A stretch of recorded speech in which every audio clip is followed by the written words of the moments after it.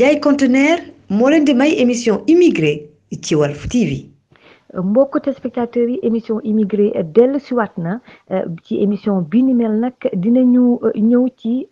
jafe-jafe yi amoon ci buntu consulat ba nekk Paris ca France ndax ak élection législative yi ñu gis ne sénégalais yi nekk ca diaspora bi ñu ngi laaj seeni carte électeur muy New York muy Milan di Paris sénégalais yi ak élection législative yi ñu jëm ne nañ dañoo soxla seeni carte électeur ngi mun a bokk ci woote bi ci biir émission bi dinañ ñëw ci situation étudiant sénégalais ci bitim réew dinañ waxtaanee ci Venezuela état du Sénégal xam ngeen ne dafa sàkku étudiants yi ñu ñibbisiwaat ci réew mi ci Sénégal ndaxte Venezuela dafa yëngu jamono yi ba yónnee leen ay billets d'avion ci biir émission bi dinañ sekk waxtaan ak kii di Moïse Sarr département am nekk foofu ca Paris département am nag ñoom ñooy fay bourse képp kuy étudiant foo munti nekk ci àdduna bi ci biir émission bi dinañu wax nag situation étudiant sénégalais ba nekk France ak ba nekk Allemagne lan moo leen wuutalee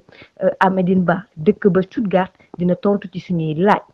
ci biir émission bi dinañu sekk waxtaan portrait tey bi moom mooy Sista Fa Sista Fa sénégalaise la mi ngi dëkk foofu ca Allemagne ca Berlin di artiste nekk ambassadrice World Vision di yëngu ci droits humains maanaam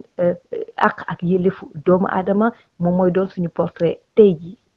émission immigré ci Walfadjri image yi ngeen di gis nag mu ngi xewee ca Allemagne benn journaliste allemande moo ko filmé ak téléphone am ñu ne africain bi ngeen di gis dafa dugg ci train bi te fayul ticket agent de sécurité yi di ko génnee coow la ne kur ñii ànd ak africain bi ñii ànd ak agent de sécurité allemand yi ndaxte ñoom dañu jàpp ne képp kuy africain képp kuy étranger fu munti nekk ci àdduna bi da nga war a dëppoo ak règle ak loi dëkk ba kenn warul nekk ci dëkku jàmbur ne doo fay bus doo fay ticket métro doo fay train kon nag africain bi moo nekkul ci yoon ñeneen ñi ànd ak it africain bi gis ne lii mbirum racisme la ndaxte bu fekkee ne fayuloo ticket train dañu war a nangu say papier jox la alamaan waaye violence bi jaru ko fi mu daal di jur nag polémique bu rëy foofu ca Allemagne ñi ngi Paris ca France buntu consulat bu Sénégal coow la bari nit ña bari ba ñu mujjee woowal leen policier alkaati yi français yi ñu ni sax grenade lacrymogène sànni nañ ko fa lu indi coow li sénégalais yi ne dañoo bëgg seen jox leen seen carte nationale d'identité nit ña bari nañu salle d'attente ba ci boppam ñu ne 50 dong ñoo fa mën a nekk ñenn ñi dem bay laam-laamee ni lii kat sabotage lay nirool la coow la amee foofa ca Paris noonu la amee ca Milan ndax sénégalais yi dañoo def groupe ay semaine ci ginnaaw sénégalais yi dañoo def groupe jubali consulat ba nekk foofa ca Milan ñoom it ñu bëgg ñu jox leen seen carte nationale d'identité ngir ñu mën a bokk ci élection législative yi ni mel sénégalais yi nekk Amérique ñoom it ñi ngi ñaxtu di def ay vidéo ca Facebook ngir di ñaxtu ñoom it ñu bëgg ñoom it bokk ci élection yi bëgg jot ci seen carte nationale d'identité ñu gis ne élection législative yi ñu dégmal ci le 30 juillet yëngal na diaspora bi ñu fàttali leen ni ci élection yi ni mel dinañu tànn 15 immigrés sénégalais ci diaspora bi fukki député ak juróom yu war a taxawal képp kuy immigré foofa ca assemblée nationale bu Sénégal. nan lañ ko waxee ci jëlbeenu émission bi foofa ca Venezuela état du Sénégal dafa sàkku étudiant sénégalais ya fa nekk foofa ca Venezuela ñu ñibbiwaat dellu ca réew ma ndax gis nañ ne Venezuela jamono yi yëpp ay manifestation yu tar ñoo fa am ba am fa ay nit yo ñu fa faat ñu fàttali leen ni ay weer ci ginnaaw étudiant sénégalais yooyu le ñu ngi doon ñaxtu ngir ñu fay leen seeni bourse état bu Sénégal ni bu ñu delloo ca réew ma foofa ca Ndakaaru dinañ leen mën a fay seeni bourse ci li ni mel sekk nañ waxtaan ak kii di Moïse Sarr département am nekk foofa ca Paris ñoom ñooy fay képp koo xamante ne étudiant nga am bourse foo munti nekk ci àdduna bi ñu déglu ko. soxna si maa nga lay nuyu di la gërëm aussi di la sant ci opportunité bi ngeen may ñu tey pour ñu waxtaan ak suñu mbokk yi surtout suñu rawatina étudiants yi suñu service bi nag mu ngi jógee mu ngi dépendre ci ministère de l'enseignement supérieur et de la recherche ñu rattaché ko ci ministère des affaires étrangères c'est vrai ñoo ngi basé wu fii nii à Paris nekk ci ambassade du Sénégal en France et fii nag à partir d'ici ñoo ñooy gérer étudiants sénégalais yi nag bitim réew te état bi may leen lu ñu naan bourse wala aide chaque mois nag ñoo ngi góorgóorlu di sant yàlla ba ñoom amatuñ lu ñu naan ay retard de paiement waa France tous les premiers du mois ñoo ngi def seen virement yoo xam ne nekkuñ France danañ def virement par 3 mois maanaam dañuy boole octobre novembre ak décembre ñu fay leen janvier février ak mars ñu def leen virement benn virement avril ak ba fin d'année ñu def leen benn virement loolu moom sant yàlla bu baax a baax parce que paiement yooyu daan woon na am ay problèmes yu bëri ay retard mais léegi mën nañ sant yàlla tous les premiers du mois muy samedi muy dimanche muy jour férié paiement yooyu ñoo ngi koy def de manière régulière maanaam régularité ak maîtrise. Parfois nag dina am ay quelques malentendus ay quelques rëkk-rëkk malentendus entre étudiants yi ak yéen parce que bu mujj moom mooy bu waa Venezuela parce que dañ leen waroon a fay seeni bourse mu def presque 2 ans après signature décision boobule mu jur vraiment wax ju bari mun nañ ne sax jamono ji solution am na waaye est-ce que mënul yéen état du Sénégal ngeen jéem a def comme yeneen état africain yi yombalal ko étudiants yi maanaam dëkk yu mel ni Venezuela nga xam te ne mu am fa compte dafay jafe ngeen mën a jaar ci ambassade Sénégal ba nekk ci dëkk ba ngir étudiants yi mën na gaaw jot seen koppar. balaa may reposer question dinaa def benn précision bu am solo lan moo xaw Venezuela fukki étudiant ak ñett sénégalais ñoo xam ne ñoo demal seen bopp Venezuela ci seen moyen bopp dem foofu di jànge foofu buñ commencé di jàng dem ba am ay jafe-jafe premier jafe-jafe yi ñu amoon sax c'était pas problème bourse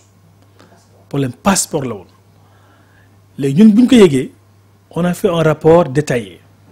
envoyé ko suñu autorité supérieure ñoom ñu saisir waa affaires étrangères mais aussi waa intérieur parce que visa passeport nag du enseignement supérieur moo koy joxe waa intérieur ñoo koy joxe mais suñu ministère saisir leen le ministre de l'intérieur aussi ñu gërëm ko sant ko parce que dafa envoyé mission au niveau du Brésil waa Brésil mission bu mu eggee Brésil mu jógee Brésil aussi dem ba Venezuela pour defal leen ay passeport bu ñu koy def aussi chaque passeport xam nga dañ koy fay mais comme étudiants yi nekkoon situation boo xam ne situation bu difficile la ministre Mary Teuw Niane ci ndigalu président de la République mu ne paiement yooyu moom moo koy supporter mu def benn subvention spéciale ñu envoyé suspension ba au Brésil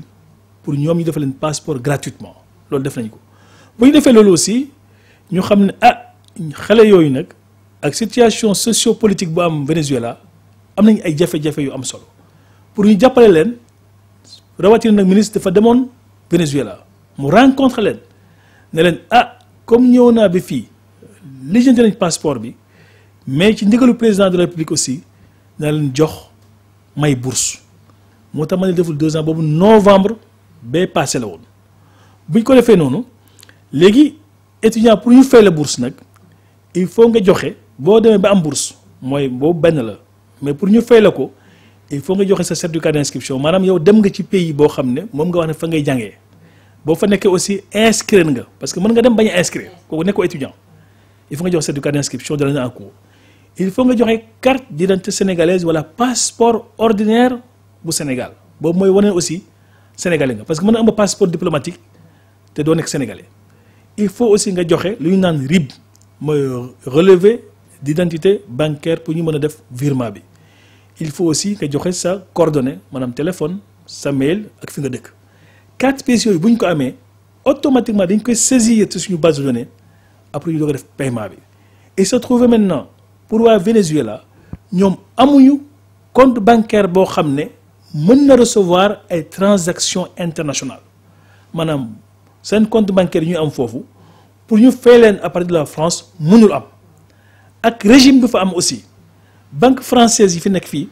amuñu relation ak banque yooyu parce que dem nañ ba bëggoon jël suñu bagage dem foofu def mise à disposition parce que xaalis nag pour nga voyager xaalis xam nga loolu moom kenn du ko def mais dañu bëgg def mise à disposition ci benn banque bu nekk foofu ñun ñu tukki bu ñu demee ñu retiré xaalis ba fay leen mais loolu banque bi neenu amuñu relation ak banque bu nekk foofu pour ñu mën a def mise en disposition boobu. beneen bi pour nga ubbi compte ci ambassade bu Sénégal bu Brésil il faut ñun nga am autorisation xam nga booy liggéey nekk fonctionnaire aussi dafa am kilifa mu am texte boo buggee boo tëddee nga mën a nelaw ba yandoor il faut looy def aussi mu méngoo ak texte yi foofu il fallait ñu am autorisation boobu avant muy ñëw ñu xam ne situation ba kat mu ngi gën a dégradé wu te comme xale yi dem nañ ba pare ñu ne leen ñu waxtaan ak ñoom yow aussi ñoo ngi lay gërëm bu baax a baax parce que à plusieurs reprises vous nous avez servi d'intermédiaire ou de relais par rapport à leurs préoccupations mais ñun aussi ci lu ñu def dañ la ko doon wax comme ça nga wax lañ ko apaiser leen yaakaar na situation ba mu ngi réglé pour ne pas dire réglé na ba pare dans la mesure où comme pare nañu ñu ne leen comme situation politique bi dafa xaw a métti te am na ay xeex am na ay grève am ñu dees yu mel noonu mais ñun état lañ président nee nañu ndaw bitim réew fu mu mënta nekk bu amee jafe-jafe ñun dañoo war a nekk à ses côtés jàppale ko gunge ko dimbale ko moo tax ñu proposé na ay billets d'avion gratuitement boo xam ñun ñoo koy jënd ñoom daal dañuy woote rek wala ñu benn mail ñu ne man de soxla na sama billet tel jour tel aéroport lay demee ñun ñoo jënd billet bi envoyé ko par mail ne ko nag boo jotee billet bi nag nga ne jot naa ko mieux ñu avertir waa Dakar te li may wax nii yëpp ñoo ngi koy def ak étudiants yi ak seen responsabilité du Ismaïla Ba ma avertir ministre ne ko 3 yi de 13 lañ am na 3 yoo xam ne actuellement ñoo ngi Dakar parce que ñoo ngi arrivé le 6 juillet passé am na 4 yoo xam ne demandé nañ seen billet ñu ko war ñoo ngi war a ñibbi début août ñeneen ñi aussi ñoo la di ñaax bu baax a baax pour ñu def ñu ñeneen ñi parce que pour la balaa ñuy rapatrier aussi c'est un rapatriement volontaire léegi ñu ne leen voilà forcé wuñ kenn mënuñu forcé kenn mais nag ñoo leen di inciter sensibiliser leen ne leen vraiment balaa ngay jàng nag nga nekk situation boo xam ne université bi tëjul en plus sa dund aussi nekkul ci xottu gerte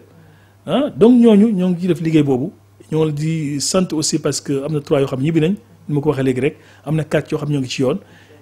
léegi bu ñu ñibbee ñu leen ku bëgg a continuer enseignement supérieur ak direction yoo xam ne mooy direction dédiée yu compétentes yi dinañ la mën a xool ak université yi yow fan nga mën a inscrire ba mën a continuer ñi pare nag au moins aussi dañ def lépp pour ñu jot seen diplôme beneen bourse bu ñu leen mayoon ak direction des bourses nationales le ministre a demandé à ce que ñu mën a xool texte yi mais en même temps ñu mën leen fay bourse boobu ca Dakar donc loolu yaakaar naa ne solution boo xam ne c'est une solution qui est juste c'est une solution aussi boo xam ne moo arrangé ñëpp parce que dina fekk ñoom ñu gën leen fu ñu nekk jox leen ay billets d'avion yu ñibbi te pourtant bu ñu dem yëguñ leen mais loolu aussi mooy état donc loolu moo tax précision yi laa bëggoon def beneen bi nag ma ne li nga wax ci état yeneen état ak ñun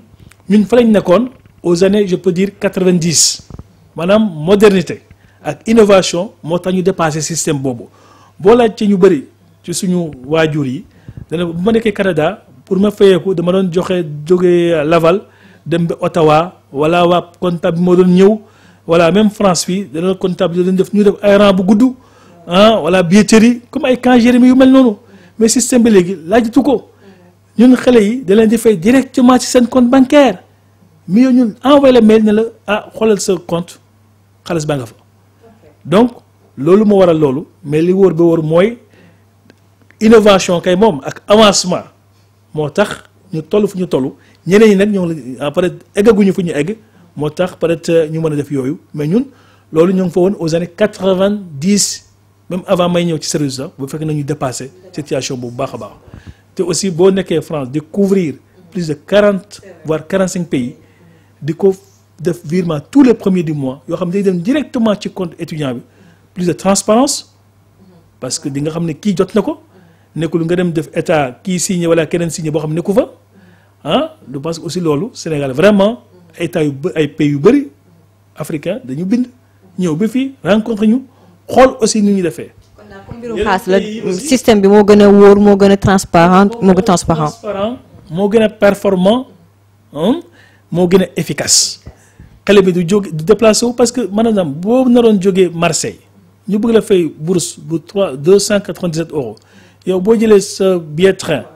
financé presque 180 €. wala voire 200 euros lan mooy des yow boo naree daw sa cours dem de franc pour ñu fay la alors yow da ngay toog ba sa xaalis ba dugg sa compte te doo déplacé wu waaye lan moo gën. waaw mais loolu moom façon solution bu heureuse am na c'est juste que pays benn Venezuela c'est exceptionnel c'était dur donc ñu gaaw dugal seen poche moom moo gën que voilà. aussi souvent ñoo ngi ñaax xale yi parce que dem pour dem. yaakaar ne c'est sa message bi ngay lancé sénégalais yi xale yi nga xam te dañu bëgg dem jàngi bitim réew. message boobu je pense que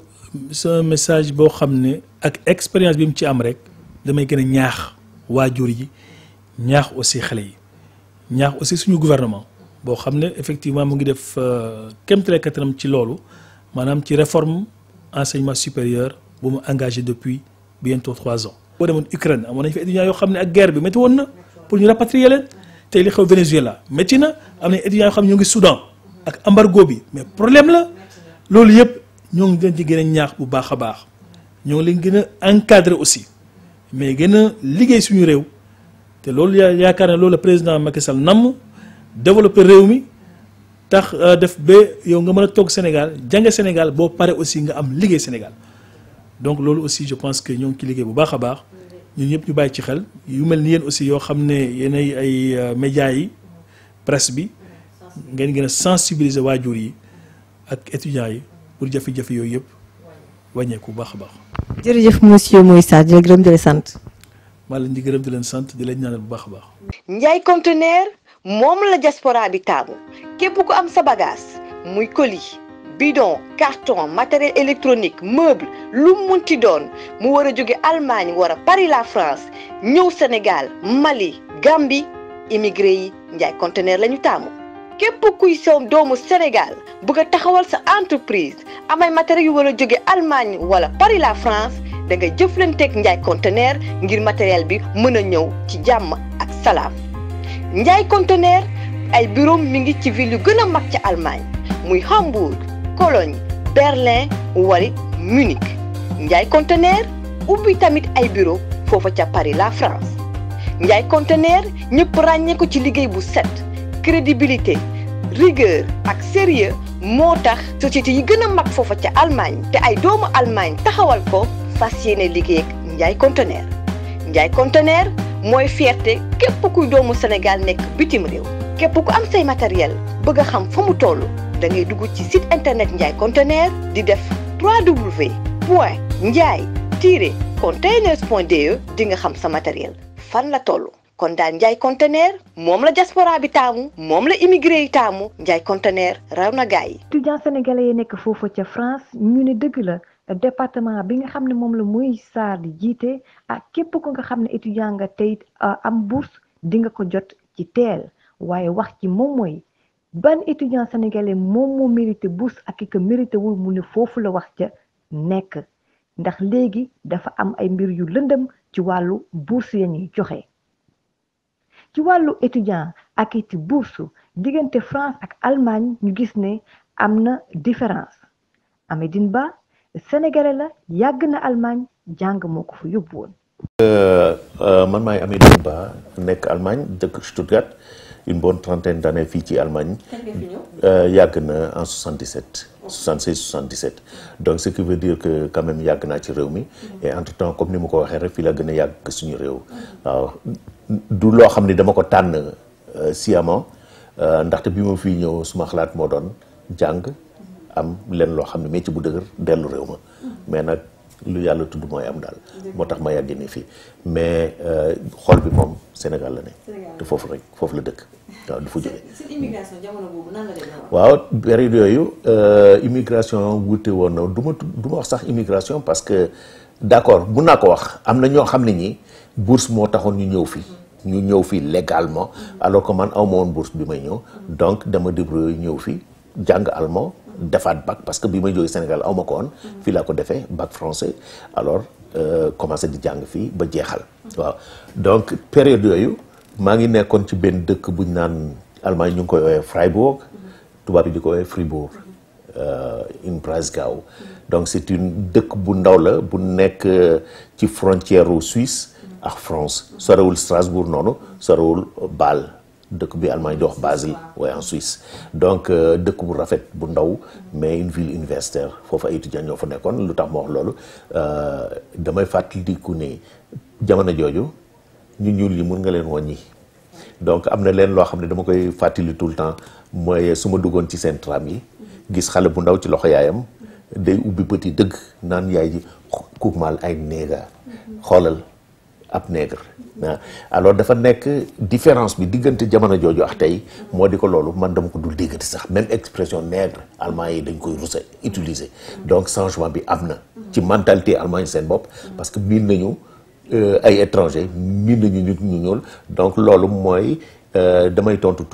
tuuti noonu ci li nga laajte différence bi am diggante temps yooyu ak léegi moo di effectivement bare wu ñu woon temps yooyu te tey léegi dañoo bare waaw lu waral loolu bu njëkk ba ñi fi doon ñëw jàng moo leen fi indi woon te ñu bëri suñu jeexalee seen jàng dañuy ñibbi ñii ci ëpp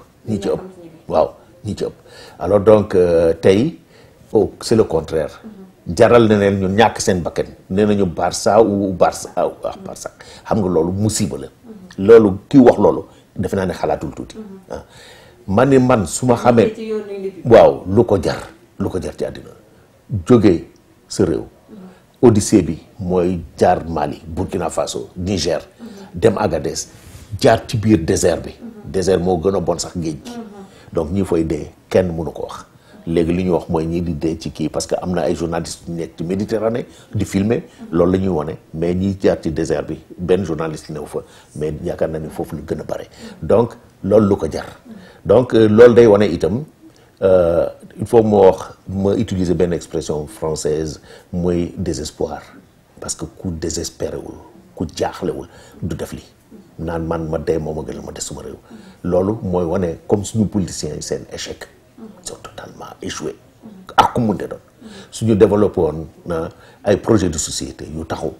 xalaat liggéeyal réew mi nde waaw toppatoo xale yi nde képp kuy jiite réew képp xale bu nekk ci réew mi doomam la donc na fexe ni muy toppatoo doom ji muy jur na ko toppatoo noonu léegi da ngay dem ci suñu village yi suñu dëkk yu ndaw yi amuñu robinet amuñu courant xamuñ sax luy loolu est-ce que loolu yoon la du yoon donc problème yooyu moo am te suñu xoolee ñu bëri am na ay dëkk man gis naa reportage fii benn dëkk Tamba ñoom xale yëpp ñoom seen diplôme seen gént mooy ñëw Europe kii mais Europe ce n'est plus une solution du solution Allemagne gi ak lu mu développé munul yenu nit ñëpp il faut le reconnaître munuñu ko réew mi dafa yem tey ñu ngi toll ci ay problème au logement nett naa leen lu bare loolu am na lu ko waral waaye daal lu mu mëntee mel réew mi du suñu réew mënuñu ñëw imposer loi donc ñun fan la ñu mën a imposer loi mooy suñu biir réew xeex parce que Allemagne yi dañu xeex tubaab foo mëntee dem dañu xeex ba am li ñu am te vraiment amul loo xam ne may nañ leen ko dëgg la sax mun nañ dugg ci exploitation des peuples mais loolu beneen domaine la waaye nag man lu ma jiin nit ki dinaa laajte man sama bopp lu ma def waaw léegi suñu réew lan la ñuy def pour que situation bi change pour que nit ñi xale yi am yaakaar que fii suñu fi toogee nañ liggéey développer réew mi moo tax benn xarit tubaab laaj ma benn bés te kooku du ma wax jamais ne nit ki raciste la parce que dama xam dafa jaaxle mu ne mais suñu xoolee vague yi ñuy gis jóge Afrique mais Afrique kan moo ko nar a développer kan moo ko nar a liggéey. léegi pour changer loolu nag ci G20 bi am nañu ay dogal yu ñu fas yéene jël. waaw ci G20 bi. waaw loolu dégg naa ko itam te dafa wóor ñoom pays participants les pays industrialisés ñi nga xam ne am nañu doole am nañu xaalis alors seen xalaat mooy ay centaines de millions d'euros yoo xam ni dinañu ko jéem a utiliser ñoom wóolootuñu politiciens yi dañuy seet yan ONG ñoo ko mën a xam nga loolu gàcce la gouvernement bañ ñu ne la yow wóoluñu la duñ la jox xaalis ne da ngay sàcc xaalis bi loolu moo man damay xalaat léeg-léeg suñu dirigeants yi damay li may laaj sama bopp mooy ñii est-ce que vraiment am nañu xol am nañu dignité ndaxte man punkal mu mel ni man ab tubaab ñëw naa ma yow wóoluma la samay nit laay jël pour ñu dimbale sa réew say doom liggéey xam nga gàcce ko gën rëy loolu amul te loolu moo am suñu continent bi donc G20 bi d'après li ma lire te itam ni ma ko waxee dafa wóor sax ñoom seen xalaat mooy nan la ñuy def ay centaines de millions d'euros yoo xam ne dinañ ko joxe pour que jeunes yi am yaakaar ci seen biir réew mun liggéey ci formation am luñ jàpp waaw loolu moom dégg naa ko. ñu leen gërëm di la sant en tout cas. ak sa dernier mot. Dernier mot bi mooy rek nañu yeewu ñun ñëpp Afrique man dafa am leen loo xam ni dafa nekk lu may lire régulièrement muy le consensusisme de Kwame Nkrumah loolu daf ma influencé lecture laa wax la jeunesse lire leen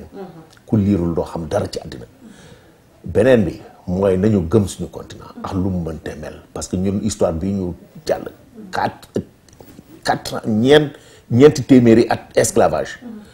téeméeri at yoo xam ni colonisation te réew yu bëri colonisation ci boppam demagul ba léegi loolu nañu bàyyi di wax toujours tubaab bi la erreur bu mag mu ci ñun itam ndaxte ñun ñoo gëmul suñu bopp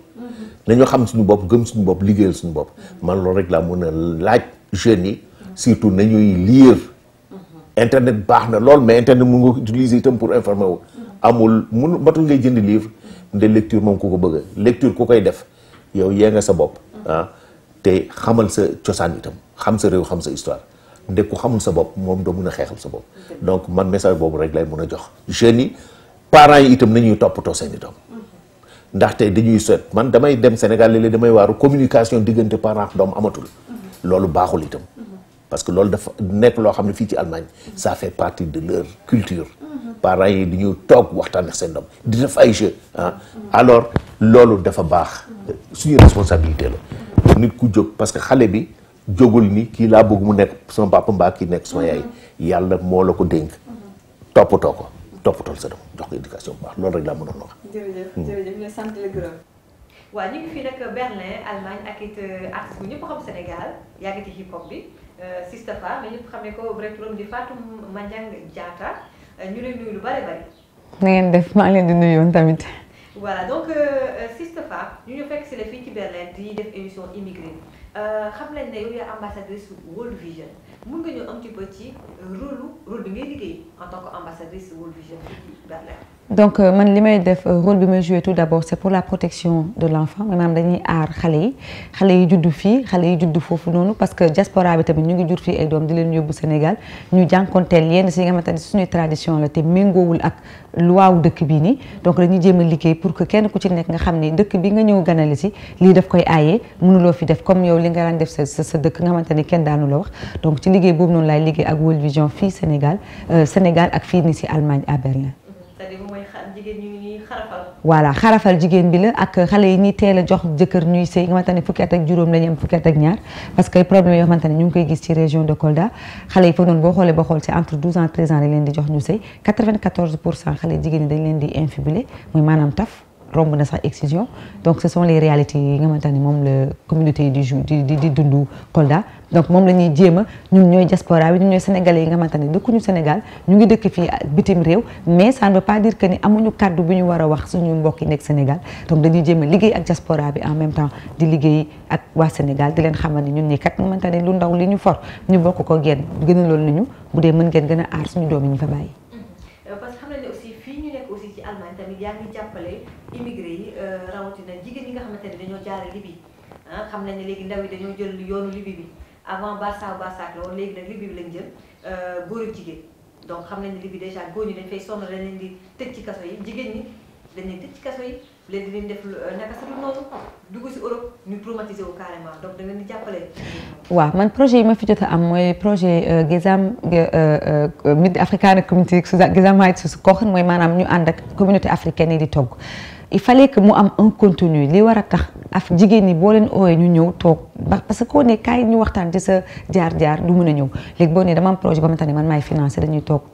ak Horizont GmbH laa koy def benn organisation léegi nit yi bu ñu ñëwee dañuy togg dañuy toog di waxtaan kenn ku ci nekk commencé tijjee ko expliquer sa problème ñu xool naka lañ la mën a jàppale ci kaw waxtaan boobu noonu dañ lay xamal ne la ne man li bi laa jaaree ce sont des femmes yoo xamante ne elles ont été violentées dañuy ñëw ak ëmb ñëpp xam nañ nu muy demee traumatisme bu ñu am foofu noonu bu ñu ñëwee fii nii dañuy demander asile mais ci demander asile boobu noonu bu ñu lay poser question pour nangu sa daw làqu boobu noonu da nga war a jaaraat raconter waat leen nettali leen lépp nga jaaroon mu nekkaat beneen traumatisme booy dundaat boo ko dundee ba pare mu wóor ne ki lay déglu amaana gëmuma mu ngi jàpp ne damay fen mu nekk traumatisme boo xamante ne bu ñu la ko boolelee cocktail la boo xamante ne yàlla rek moo mën a aar jigéen pour mu mën a jàll foofu noonu te ni nga ko waxee loolooy dëgg góor yi koy jaar métti na trop si ñoom mais xale yi jigéen ñi ngi ciy dem man de dama laajte sama bopp ndax jar na ko. am na dañuy ñibbisi ak ëmb daal. dañuy egsi ak ëmb parce que li bi dañ leen di jaay dañ leen di dóor bu gënee pire dañ leen di rey. donc ñi nga xamante ne dañ leen di sàkku dañuy ñëw indaale ëmb bu ñu egsiwee fii nii kan moo la ëmbal du ñu xam kan moo leen ëmbal nit ñi dañuy yaakaar que ni kenn ku góor seen mbokk africain moo ko ëmbal dafa bëgg demander asile bu expliquer histoire bi du ko gëm bu accoucher si lañ gis ni doom bi c'est un enfant métissé donc il commence à avoir vraiment traumatisme di ngi jigéen ñi nga xamante ne ñu ngi jógee Sénégal jaare ko Libye pour egsi fii nii te bu ñu egsiwee fii nii sa asile bu ñu ko bañee da ngay dellu fi nga jógee ndax jar na ko. góor ñi aussi tamit dañuy def lu ne am nga léeg-léeg ay cas yu métti yi nga xam ne da ngeen koy jànkonteel fii. waaw récemment bon de toutes les façons j'espère que ça ne pose pas problème li may raconter ndax histoire la boo xamante ne ba tey jii man mii di wax ak yow mu may marqué Mouhamed la yàlla na ko yàlla xaare àjjana yi gën a kawe sam benn xarit benn artiste bu nekk Sénégal boo xamante ne il est vraiment connu moom moo oo ne ma si Safa dafa am benn cas bu ñu am fii nii benn xale bu waa Kaolack la dafa feebar ndax mën nga ma ko xoolal nga jéem a def combinaison bi moom papam ñëw setti ko ndax dañ ko wax ne ko la dese pour nga dund bëreetul alors j'ai essayé de faire de mon mieux loolu laa def ba papam ñëw man ma jógee fii dem ba foofu mu nekk gisante ak papam Mouhamed jaare na Libye ñëw na ba fii nii c'était un brave rappeur un soldat du hip-hop sénégalais que nous avons vraiment beaucoup regretté bu mu yegsee fii nii il était malade finalement il a rendu l'âme il a été retourné au Sénégal je ne dis pas que c'est à cause de l'immigration mais des fois il y a des incidents qui se passent dans les camps des réfugiés que on ne dit pas on vous prend on prend votre sang on vous injecte des médicaments yoo xamante ni c'est pas compatible tu peux pas demander li ngeen may defal ni sama yaram bi lan la ndax bëgg naa bëgguma on te demande pas on te fait des injections après tu te retrouves malade du am suivi parce que kenn xamul lan la donc vraiment moi je dirais que c'est vrai que Sénégal c'est très compliqué man mii di wax ak yéen je suis passée par là-bas actuellement bu dee am naa souhait boo xamante ne yàlla mi ma tiim mën na ma ko séddal mooy ñibbi Sénégal afin de voir comment je peux mieux contribuer afin de conscientiser cette jeunesse qui est en détresse et naturellement qu'on le dise l'État aussi doit redoubler d'efforts et savoir comment on peut retenir ces jeunes-là ñi génn université avec des diplômes et que des parents yoo xamante ne ils ont peiné à payer l'éducation de leurs enfants nga dem nga jàng ba pare amoo benn yaakaar lu dugg Libye njëkkante ko bu dee labuloo bu dee tëddeew ñu la fa ba nga egsi Allemagne nga loolu mel noonu dal la tu viens en vol wala tu viens comme ça ngay ñibbi dans un soute à bagage bu avion métti na trop. di la gërëm di la sant si Safa. merci beaucoup. bu Berlin wala bu Galsen. Sénégal bu Berlin. merci beaucoup. lii moo doon émission immigré di leen di jaajëfal mbokk yi. di jaajëfal kii di Laye Thioune mi filmé émission bi ci image yi di jaajëfal kii di Henri Touré ak groupe Novacom ci montage bi di leen di jaajëfal Walfadjri ak waa CNP ba beneen yoon. Ndiaye Conteneur moo leen doon may seen émission immigré ci Walf TV.